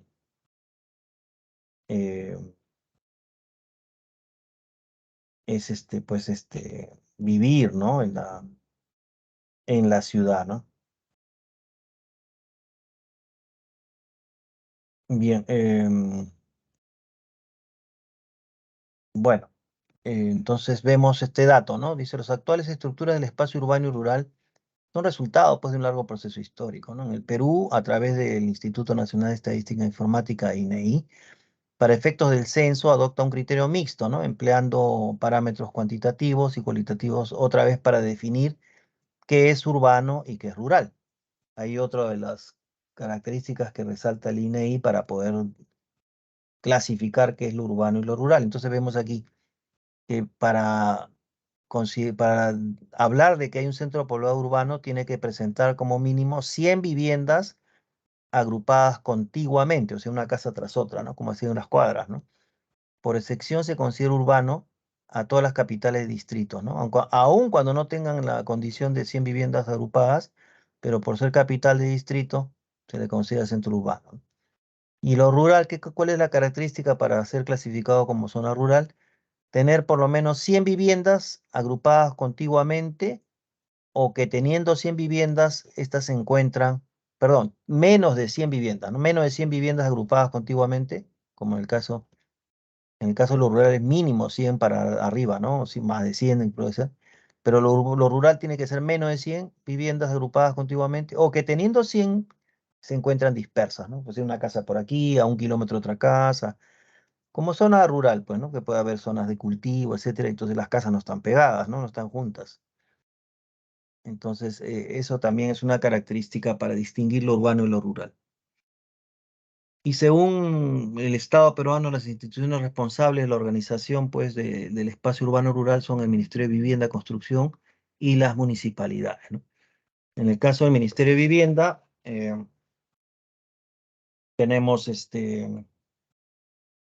la finalidad del Ministerio de Vivienda, Construcción y Saneamiento es normar, o sea, dar normas, leyes y promover la normatividad, pues el ordenamiento legal y promover el ordenamiento, mejoramiento, protección e integración de los centros poblados, tanto urbanos y rurales, como un sistema sostenible en el territorio nacional, pues, ¿no? El Ministerio de Vivienda trata de facilitar el acceso de la población a una vivienda digna, trata de promover y brindar servicios de saneamiento de calidad y sostenibles, ¿no? Es una de las características, pues, también del Ministerio, ¿no? De Vivienda. También trata, pues, en especial, dice, los servicios de saneamiento, calidad, vivienda digna en la zona rural de menores recursos, promover el desarrollo del mercado inmobiliario también. Como vemos, ¿no? Se ha hecho que hay un montón de edificios que están ofertando departamentos, ¿no? En el caso de Lima, la inversión en infraestructura, equipos de centros poblados, etcétera. Y las municipalidades, que ustedes no se olviden que hay dos tipos de municipalidad, provincial y distrital, ¿no? Las municipalidades, las dos tienen alcaldes, ¿no? Alcalde provincial, distrital.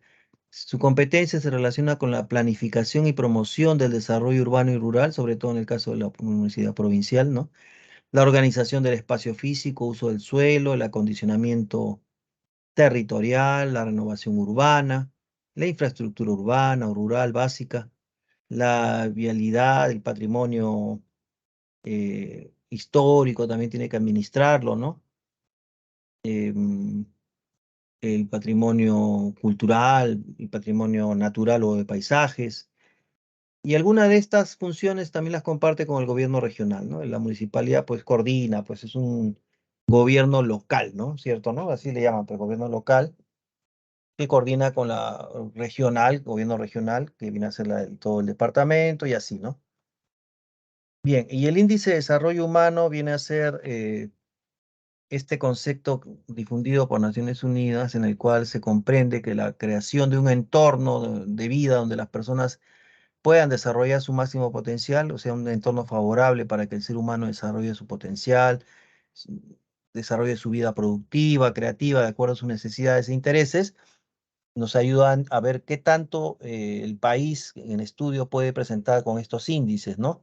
Por ejemplo, cuáles son los indicadores del desarrollo humano, según que puede medir el progreso que consigue un país, se basa en observar el desarrollo humano en tres dimensiones básicas, ¿no? La esperanza de vida que ofrece un país, el logro educativo, o sea, la población con secundaria y años de estudiados, cuánta población ha estudiado en el colegio, y el ingreso familiar per cápita, ¿no? El ingreso por familia, por cabeza, ¿no? Entonces, todos estos tres indicadores, esperanza de vida, logro educativo y ingreso per cápita, nos ayuda a más o menos distinguir el índice de desarrollo humano por los países. Entonces, el Perú se ubica en el puesto 78 del índice de desarrollo humano en el año 2020, y entre ellos, pues, entre los detalles más específicos del índice de desarrollo humano en Perú, tenemos ahí un cuadro donde nos muestra, ¿no? Este es en el caso de la población según el censo 2017, 31 millones y tantos. El índice de pobreza monetaria, 30%, ingreso per cápita, 6,2, ¿no? 6, está en dólares eso. eh, Esperanza de muy poco, ¿no? Esperanza de vida, 76 años, promedio de años de estudio, 9,8, que dice que muchos no terminan casi el colegio, pero la mayoría sí, ¿no? 10 años de educación básica se refiere, ¿no? Y de esa manera el índice de desarrollo humano, en el caso del Perú, es 0,778, que vendría a ser índice alto, ¿no? Eso puede entusiasmarnos un poco, ¿no? Pero no olviden que el índice de desarrollo humano se clasifica en alto, muy alto, alto, medio y bajo. En el caso de casi todos los países de la región tenemos índice alto, ¿no? Medio, abajo, por ejemplo en Haití, ¿no? Ahí sí es más bajo, porque es un país que tiene muchos problemas, ¿no? De educación, de desarrollo, ¿no? Pero en general el Perú, por ejemplo Chile, que está al sur del Perú, tiene muy alto. Argentina también. A pesar de todos los problemas que nos enteramos, tienen índice más alto que Perú. Y bueno, así es, ¿no? Pero en básico estamos en ese plan, ¿no? Digamos así, posición. A ver, pues, vamos a ver los ejercicios. Por favor, copien las respuestas. 1D de día, 2B de botella, 3A de avión, 4E de esperanza. 1D, 2B de botella, 3A, 4E. Copien o tomen foto para desarrollar rápidamente y así pasar a a cívica, que también es un tema que tenemos que ver.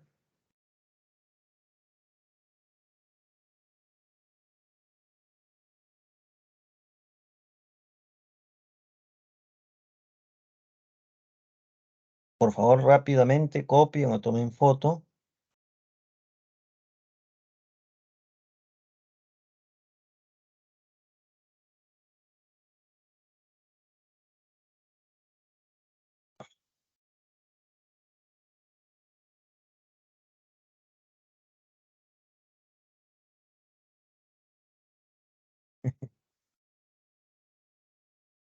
Bien, ejercicio uno nos dice, durante los censos 2017, todas las personas de 12 y más años de edad que se encontraron dentro del territorio nacional tuvieron que responder a las interrogantes realizadas por el encargado de aplicar la cédula censal.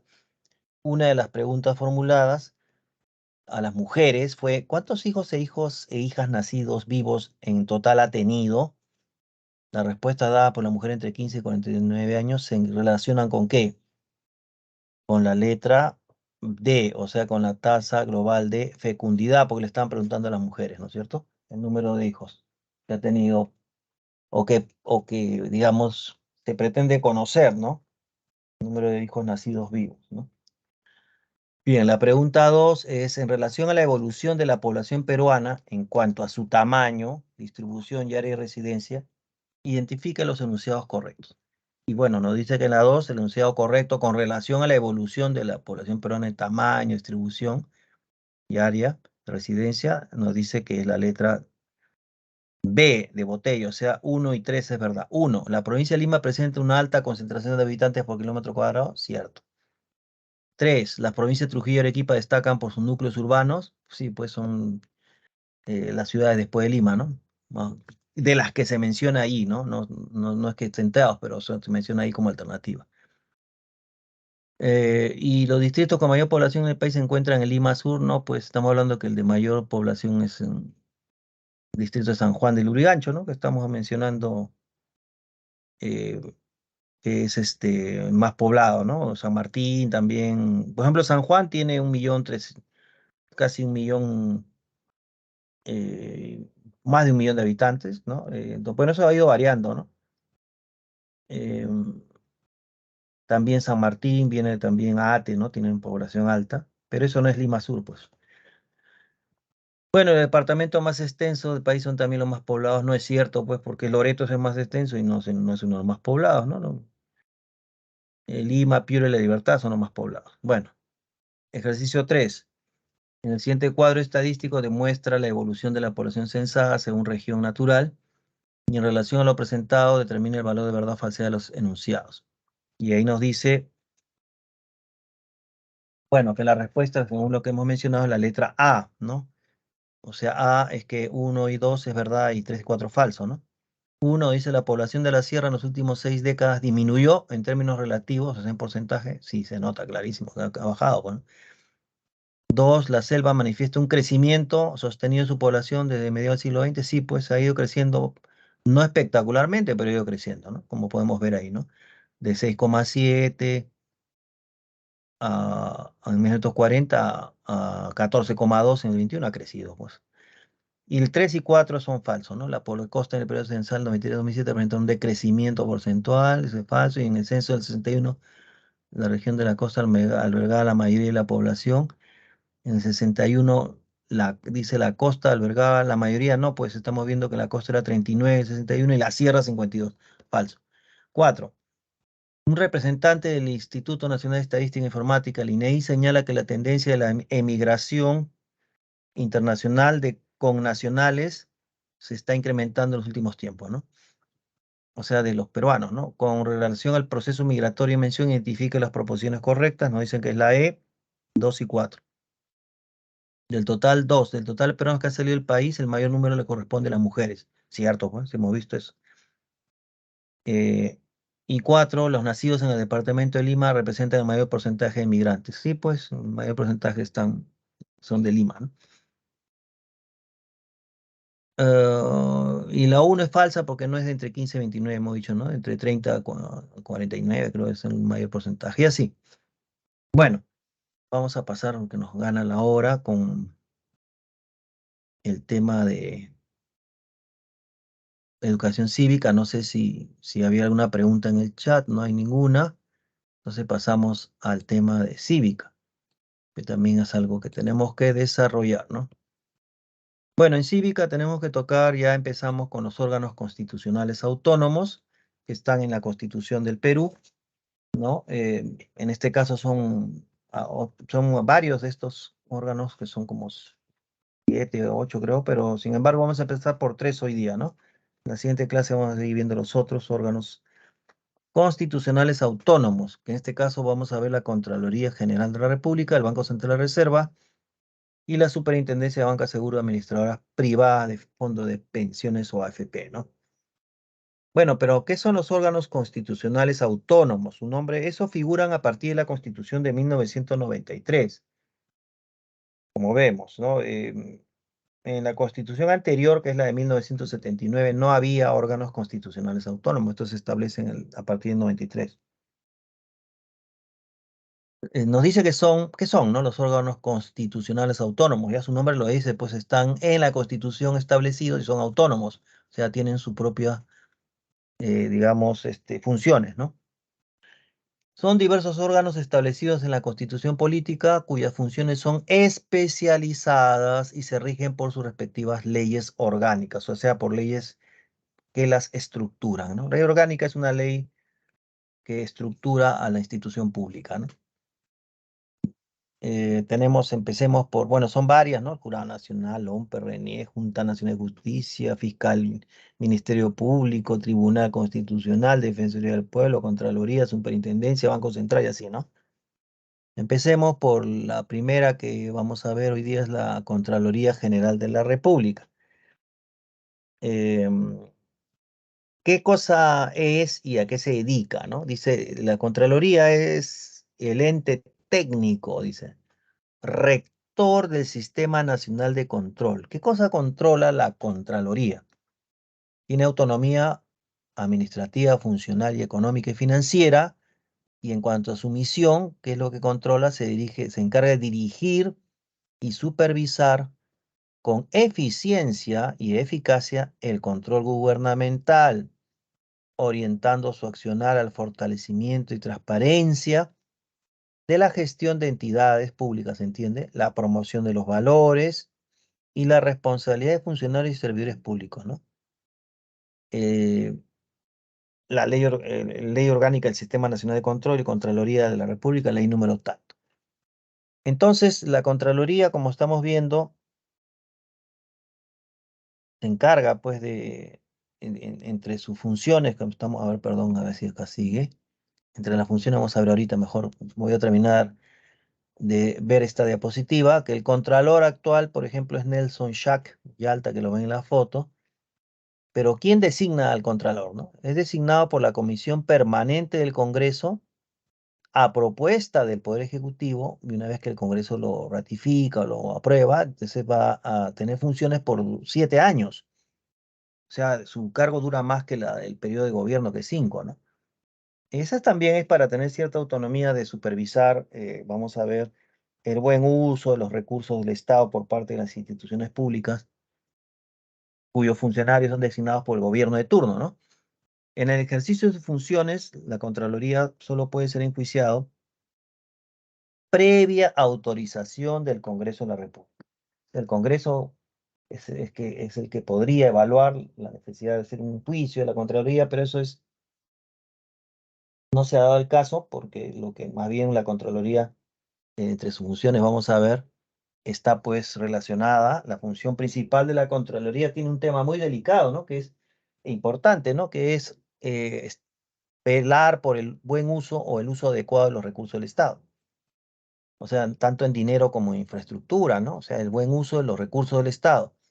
Por eso que la Contraloría es la que puede investigar casos de corrupción también, ¿no? O detectar estos casos de corrupción mediante balances, auditorías que puede hacer algún funcionario público, un alcalde, por ejemplo, un gobernador regional, para ver si es que el dinero, el presupuesto asignado a la gobernación o a la alcaldía o a la municipalidad ha sido bien utilizado y ha sido un dinero que justifica sus gastos en el bien de los intereses de la población, ¿no?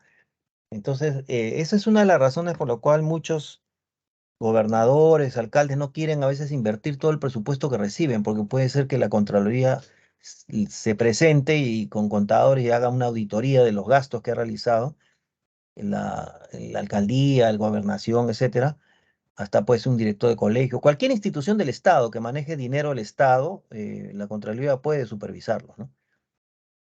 Y si encuentra que hay irregularidades, o sea, gastos que no se justifican con debidos comprobantes, facturas, etcétera, entonces ahí viene una denuncia para que al Ministerio Público para que empiecen a investigar a este funcionario por posible malversación, corrupción con los fondos recibidos.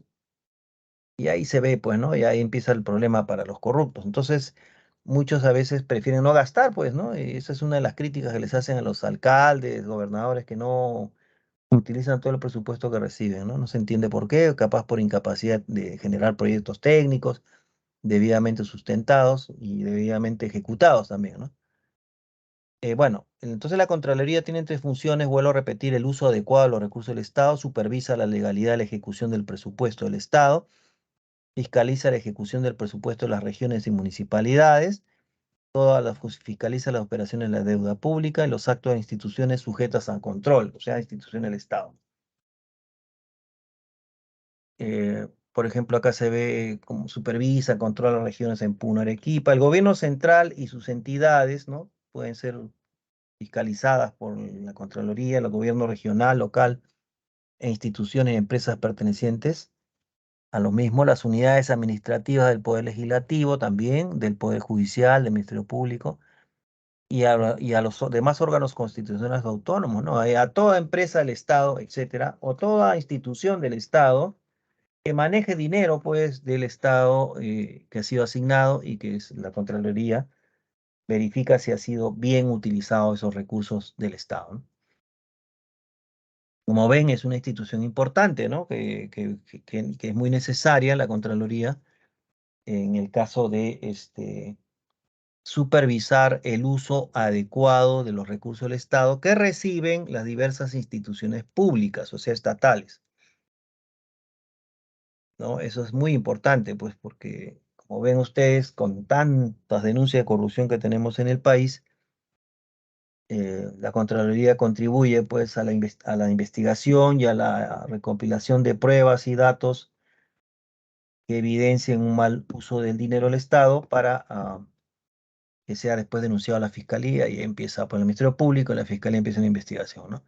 Ojo, cuidado, que muchos de ustedes a lo mejor al terminar su carrera pueden recibir un cargo público, ¿no? O sea, imagínense, no sé, pues un médico recibe el puesto de director del hospital tal, ¿no? Y a veces el Ministerio de Economía y el Ministerio de Salud asignan dinero a los directores de hospitales para que hagan, según un proyecto técnico, una remodelación de los baños, por ejemplo, del hospital, ¿no? O de colegio, también los directores de colegio nacional reciben un dinero para que en enero y febrero, que no hay clases, arreglen los baños, los salones, puertas de los salones, esa cosa, ¿no? Pero ¿qué pasa si uno de ustedes que está en ese cargo recibe dinero, por ejemplo, un director de un colegio, por decirlo, le dan dinero para que ustedes como director le depositan una cantidad para que aplique, según el proyecto técnico establecido, un cambio de todos los, digamos, aparatos sanitarios y mayólicas, todo de los baños? Y ustedes van a hacer eso, ¿no? Reciben, por decir, 50.000 soles, ¿no? Para hacer eso. Y en un momento y de mala suerte hay un terremoto y se cae una pared del colegio donde ustedes están siendo directores. Cualquiera diría, cualquier persona más o menos bien intencionada diría: pucha, se cayó la pared, se van a meter los rateros, ¿no? Entonces mejor voy a usar parte del dinero que me han dado de los baños, lo voy a usar para levantar la pared, pues, ¿no? Por seguridad, tú dices todo eso, ¿no? Pero tengan cuidado, ahí viene el problema, que cuando les dan un dinero para estas cosas específicas, arreglar baños, no se puede usar ese dinero en otra cosa, así sea para algo mejor o no, urgente.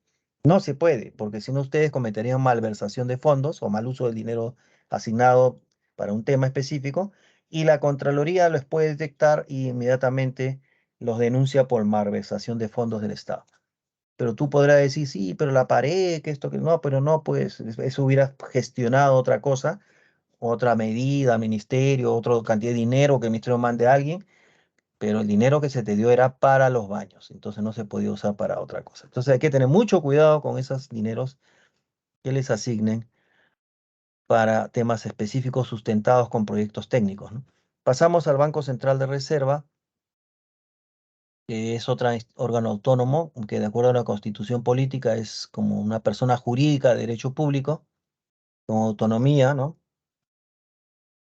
En el marco de su ley orgánica o la ley que la estructura, y tiene patrimonio propio y duración indefinida, dice, ¿no?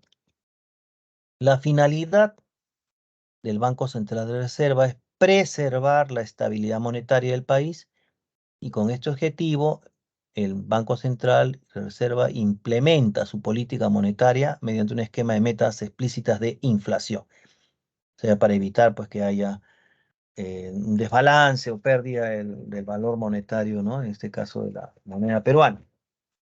Eh, ¿Cómo funciona? ¿Cómo está estructurado el Banco Central de Reserva? ¿No? El Banco Central está conformado por 7 miembros que han sido designados según el artículo 86 de la Constitución, y entonces en ese, digamos, ese directorio, ¿no? Ese de 7 miembros, hay una especie de presidente, ¿no? Que viene a ser, ahí vemos, por ejemplo, un porcentaje de estos 7 miembros es designado, 4 miembros es designado por el Poder Ejecutivo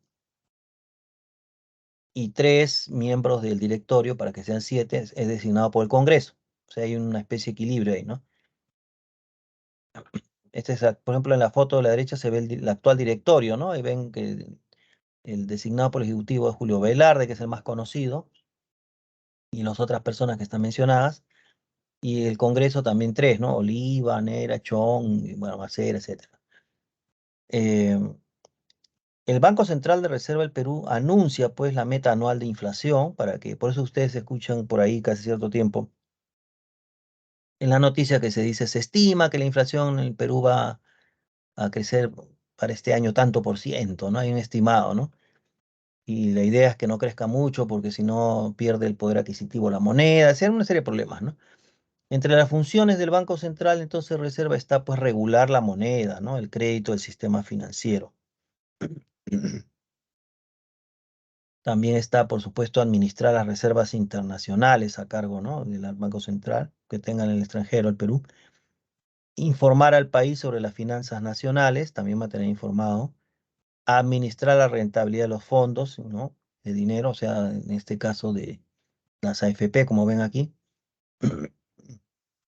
Y emitir billetes y monedas, ¿no? Como vemos, salió hace poco nuevos billetes, pues, ¿no? Eso lo ha hecho el Banco Central de Reserva, siendo el sol la moneda peruana desde 2015, el sol peruano, ¿no?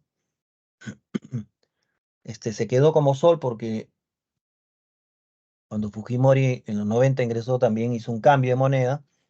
Antes, en el gobierno de Alan García, el primer gobierno que fue un desastre económico, pues se creó el INTI, ¿no? El INTI era la moneda del Perú que no valía nada, pues estaba súper devaluada. Y Fujimori cambió pues los INTIs a Nuevo Sol peruano. Pero allá a partir de 2015 se llama Sol nada más, ¿no? La moneda. Ya no es el Nuevo Sol como antes se hablaba, ¿no? También el Banco Central de Reserva, pues, efectúa, por ejemplo, operaciones y celebra convenios de créditos para cubrir desequilibrios transitorios de la posición de las reservas nacionales e internacionales. El Banco Central de Reserva cuenta pues con 7 sucursales, las cuales se ubican en las ciudades de Arequipa, Cusco, Huancayo, Iquitos, Piura, Puno y Trujillo. Las sucursales elaboran información y estudios sobre la economía regional, por ejemplo.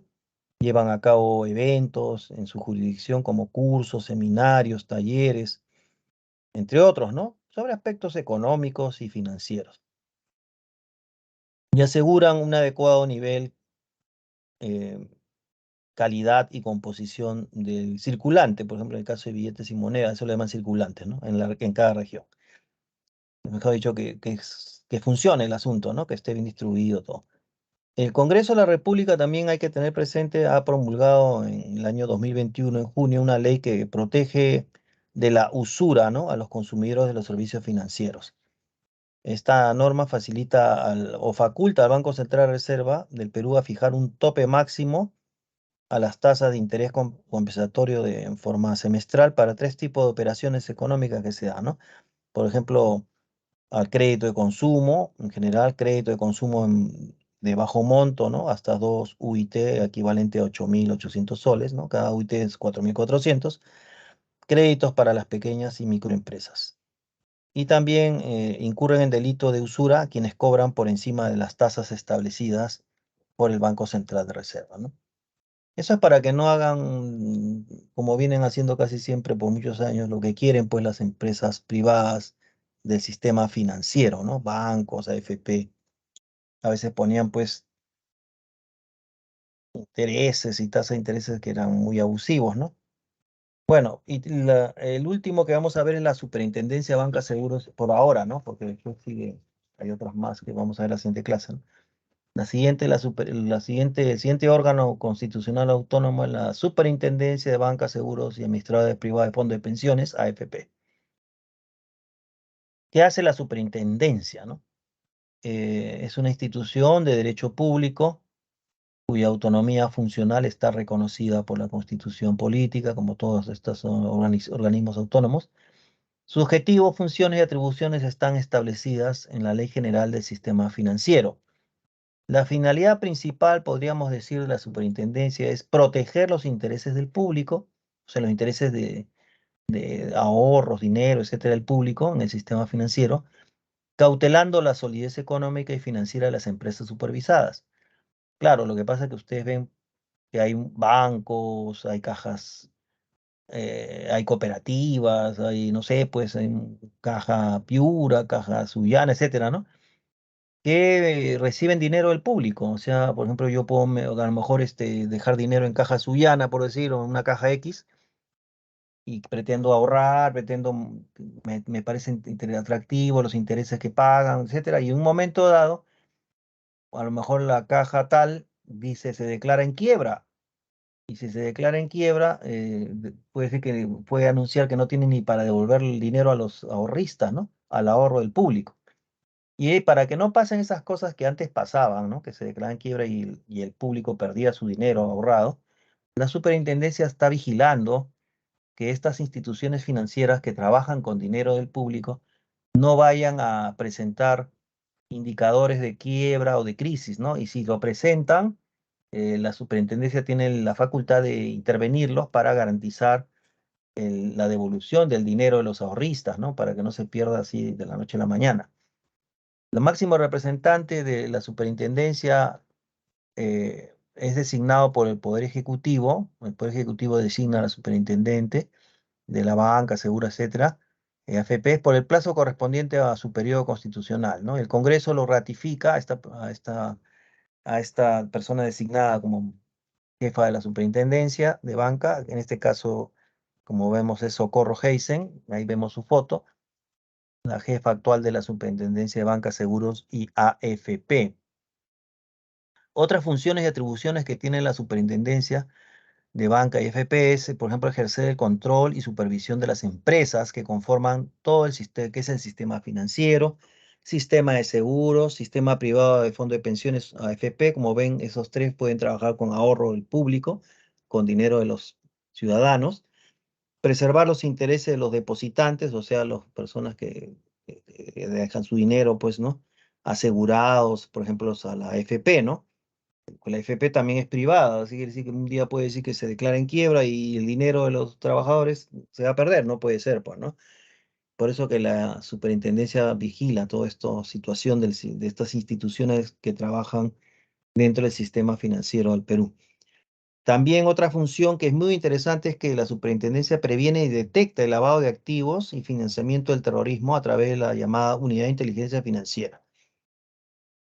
Esto es interesante porque el lavado de activos se refiere a que cuando hay dinero de la delincuencia, por ejemplo, narcotráfico, etcétera, y que pretende ser introducido al mercado nacional bajo la forma, pues, de testaferros que utilizan personas que ponen algún negocio en nombre con un dinero delincuencial, y entonces puede ver que hay un desbalance de activos, ¿no? O de patrimonio incluso, ¿no? El lavado de activos es una de las cosas que hacen los delincuentes con el dinero mal ganado y que pretenden hacerlo circular en el mercado, ¿no? Entonces la unidad de inteligencia financiera puede detectar estos procedimientos ilegales y también, por supuesto, dinero que pueda financiar el terrorismo, también como ha habido casos. Em, entonces tenemos que también estas unidades de inteligencia financiera disponen el congelamiento de fondos en caso de nacionales vinculados a delitos, establecer y coordinar con los organismos supervisores de regulación sobre la prevención de estos delitos, ¿no? Lavado de activos, financiamiento de terrorismo, intercambiar información a nivel internacional en la prevención y lucha contra este lavado de activos y financiamiento de terrorismo, y liderar el Sistema Nacional de Prevención, ¿no? En este sentido de lavado de activos y financiamiento del terrorismo, ¿no? Entonces, el lavado de activos es el dinero delincuencial que busca ingresar ese dinero mal ganado, de narcotráfico, etcétera, en el mercado, pues, ¿no? O hacerlo ingresar a instituciones financieras, bancos, etcétera, y tratan de hacerlo con personas, terceras personas que se prestan para dar su nombre y aparecer como que no hay, el dinero es legal, ¿no? Pero la superintendencia también puede, mediante la inteligencia financiera, detectar un desbalance, ¿no? Si, por ejemplo, alguien quiere presentar, alguien que vende, no sé, pues en el mercado vende verduras y de la noche a la mañana aparece comprando dos edificios, ¿no? Le dice, ¿de dónde salió tanta plata? No hay un desbalance, ¿no? Y ahí se sospecha que hay dinero lavado de activos. Bueno, ahí tienen las claves, por favor, copiar. 1D, 2E, 3B de botella, 4C de casa. Copien, tomen foto.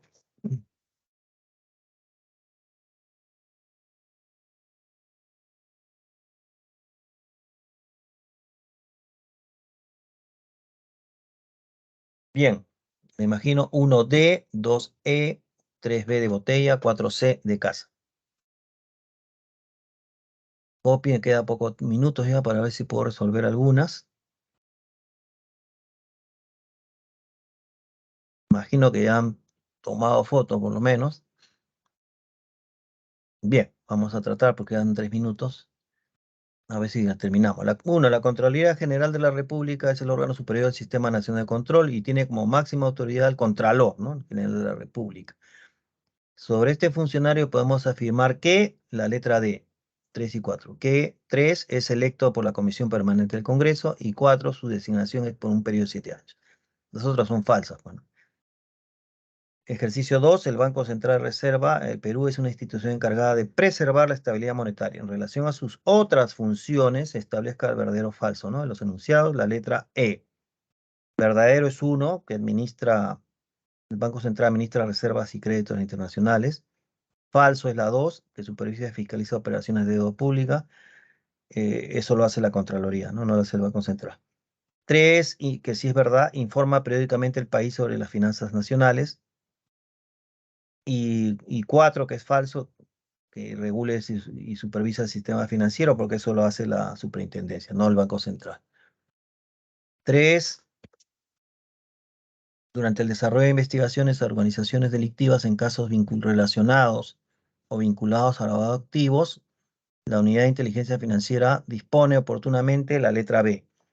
Dispone cuando ya se detecta, ¿no? Que hay esto lavado de activos, se dispone el congelamiento administrativo de los fondos de estas organizaciones, casualmente, para iniciar una investigación, ¿no? Y determinar el origen ilegal, o sea, ya una cuestión de policial y del Ministerio Público, ¿no? La investigación. 4, sobre las máximas autoridades que dirigen la Contraloría General de la República, la Superintendencia de Bancas, Seguros y AFP y el Banco Central de Reserva del Perú, determinan el valor de, perdón, dice, bueno, sobre las máximas autoridades, o sea, los que dirigen, ¿no? La Contraloría y la Superintendencia y el Banco Central, determina el valor de verdad de los siguientes enunciados. La letra C, ¿no? C dice que el superintendente es designado por el Ejecutivo y ratificado por el Congreso. Verdad. Y C, el Contralor solo puede ser destituido por el Congreso en caso de falta grave. 2 es falso, dice el directorio del Banco Central es ratificado en sesión ordinaria del Consejo de Ministros.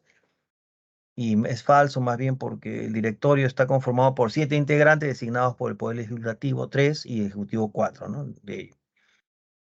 Y, y la 4 es falso porque dice la reelección de estas autoridades es facultad exclusiva del Parlamento. No, pues, no todas estas autoridades, no solo, no todas estas autoridades mencionadas pueden ser elegidas de forma inmediata, ¿no? Algunas de ellas son designadas y propuestas por el Ejecutivo, ¿no? Como hemos visto. Bien, ya quedó ahí, entonces nos quedamos aquí, ya terminó la hora, entonces pueden salir a su intermedio. Gracias.